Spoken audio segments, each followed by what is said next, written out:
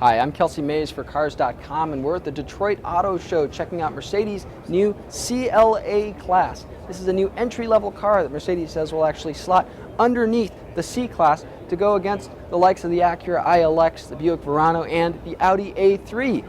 Let's check out what differentiates it from the rest of Mercedes' lineup. The CLA is a front-wheel drive vehicle, very unusual for Mercedes, which traditionally makes a lot of rear-wheel drive cars. It will offer 4MATIC all-wheel drive as an option. Now, this car has styling that runs very similar to the CSC, the concept style coupe that we saw in the spring of 2012. Very swoopy styling. It kind of mashes together sedan and coupe looks, similar in profile to Mercedes' CLS high-end sedan. Now, the CLA is about 1.5 inches shorter in wheelbase versus the C-Class, but it's actually longer bumper to bumper, and width and height remain similar. So does interior volume in roughly the same ballpark, Mercedes tells us. Definitely you get in, you find fewer features than in other Mercedes vehicles.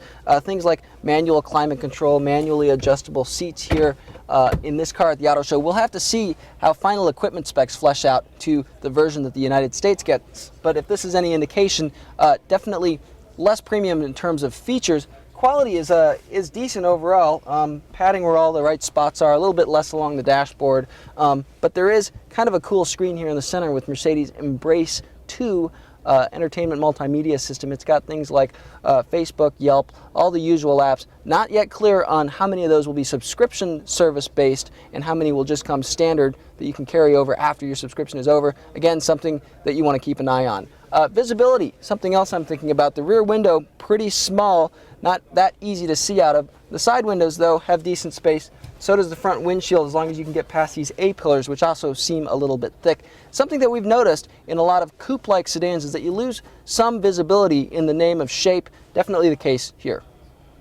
The back seat's reasonably packaged in terms of legroom. There is a pretty high floor hump here, expected when a car offers optional all-wheel drive. Headroom a little bit tight for me, as you can see. I kind of have to slouch a little bit, but the seat actually sits reasonably high off the ground, all things considered. Mercedes says there will be a standard folding back seat, something you don't get in some of the CLA's competitors. It folds down in a 60-40 split here, carries the center seatbelt with it, which is kind of nice because then you don't have to battle a center seatbelt if you're pushing stuff through the trunk.